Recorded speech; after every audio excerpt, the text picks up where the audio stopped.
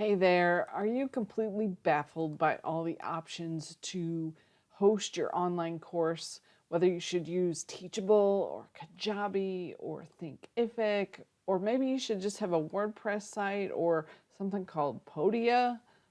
I'm Julie Hood from Course Creators HQ, and today I want to help you choose the very best place to host your course. You can grab your workbook at coursecreatorshq.com/host and get all of the options that I'm going to talk about today. So, which one should you use, and are there any special offers available? Inside the workbook, I have details for you.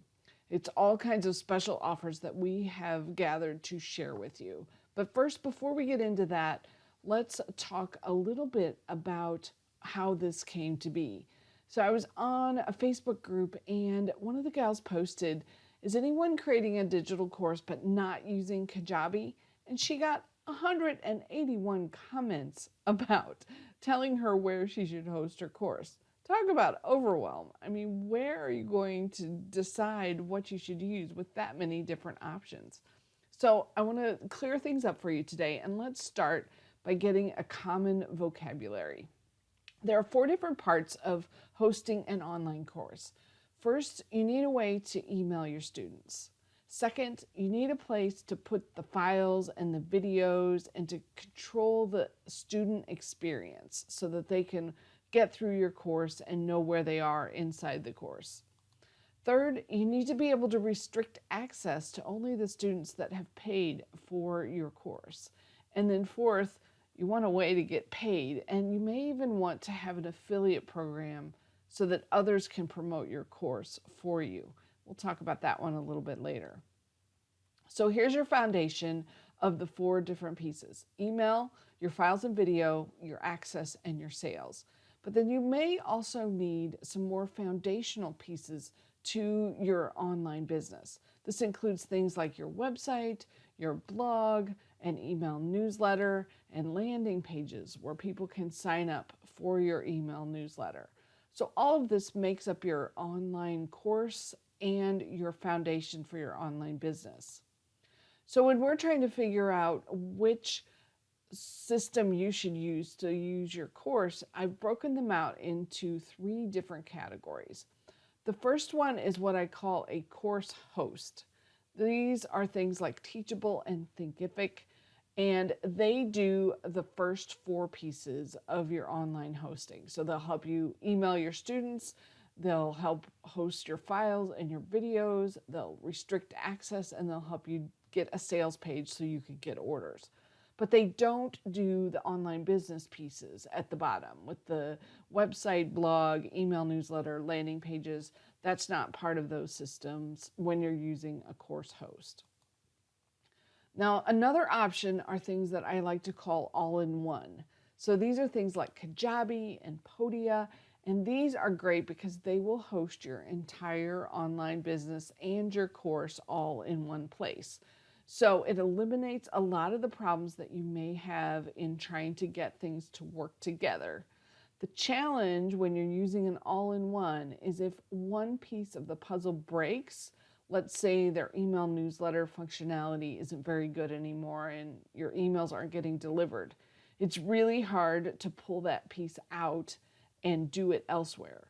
Otherwise, you've got everything tied in together. So it's you're hoping that their entire system is outstanding. And usually when it's an entire system like this, they may not have all the pieces set up for you in the best possible way.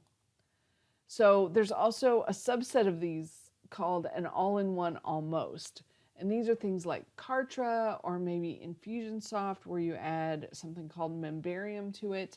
And what these do is they give you the email newsletter and landing pages options, but they don't host your blog and your website. So you might have those separate, but you've got your online course, your landing pages, and your email newsletter in these almost all-in-one tools. And then the third option is what I call a combination or tech stack option. And this is where each of the different pieces of your online business use a different tool. So for example, for email, you could use ConvertKit. to host your files and your videos. You can use something like Searchy or Vimeo Pro. To limit access, you might have Wishlist Member or LearnDash, and they can help you with your sales. And then for landing pages, you could use something like Lead Pages, and then the email newsletter is ConvertKit, and then you have a WordPress blog and website. So the advantage to a tech stack is that, let's say one piece of this stops working.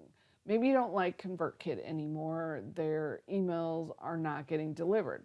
So it's pretty simple to swap them out and put in a new email newsletter software without having to disrupt the rest of your business. So that's the big advantage to a tech stack, is you can use the best of breed tools for each of the different pieces. Now, there's another part of this that we haven't addressed yet, and that's your budget. So depending on what you have to spend on these tools, it may help you decide which of the three groups that you want to participate in. So this is a great chart that the Kajabi team put together. Their baseline price is $149 a month, which is on the higher end for a course host. But if you think about all of the different things that you might have to pay for separately if you were trying to do a tech stack, it could be much more expensive. So you can see, for example, video hosting can be as much as $399 a month. And then you need a website builder, a different place to host your course, which could be $79 a month, landing page builder, your email software, a funnel builder, a webinar tool, a quiz maker, and using Zapier to make all that stuff work together. So you can see all of those tools add up to $865 a month, where Kajabi is only at $149. So depending on what you've got going on for your business, that might be a better way to go. However, let's say you've already got a huge email list in your email marketing software and you really like it and you don't want to be moving that. Then you want to come up with one of the other type solutions that will fit in for you. So let's talk a little bit about some scenarios and specific situations to help you understand these different pieces. So inside your workbook, there's a worksheet where you can start filling in the pieces that you have right now. So let's assume there's a scenario where you have MailChimp for your email and you have 350 subscribers. You have no website yet, but what should you use? Well, in this instance, I would recommend moving over to an all-in-one because you don't have a lot of structure set up yet, and an all-in-one will give you everything in one piece. And you also want to know, okay, what if I did want to just keep MailChimp and add on the rest of the all-in-one for the rest of my tools that I need? So what I like to do, go out to Google, type in how to connect Kajabi and MailChimp and see what comes up. So you can see right here, there's instructions on exactly how to integrate Kajabi and MailChimp so they could work together. Then you wouldn't have to move your email list off MailChimp, and you can use Kajabi for everything else. You can also do the same sort of search for Podia and MailChimp. And you can see there's also an integration available for that too. So let's look at another situation. Let's say you have ConvertKit for your email and you've got 10,000 subscribers already. You also have a WordPress site with a blog already set up on it, and you've got lead pages set up to do your landing pages. So what should you use in this scenario if you want to add a course to your business? So in this instance, I would either use our first option, which was the course host, like a Teachable or a Thinkific, or you can do the combination tech stack that we talked about. That was number 3, where you fill in the pieces that you need. And so let's say you're going to use a course host, Teachable or Thinkific, and you want to know how well do they work with ConvertKit? Because I already have 10,000 subscribers. I want this to be able to work together smoothly.